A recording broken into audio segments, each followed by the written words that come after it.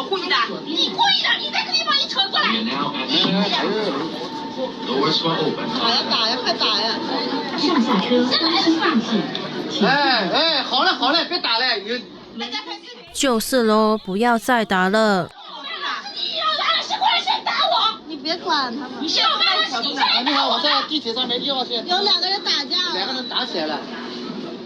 上星期六下晝2點幾，2名女子喺上海地鐵1號線嘅車廂入面，因為爭座位而產生肢體衝突。警方已經立案依法處理。近日上海地鐵接連傳出有旅客喺車廂入面爭執嘅事件，警方提醒旅客自覺遵守規定，維護良好出行環境。任何擾亂公共交通工具正常秩序嘅違法行為，將嚴格依法查處。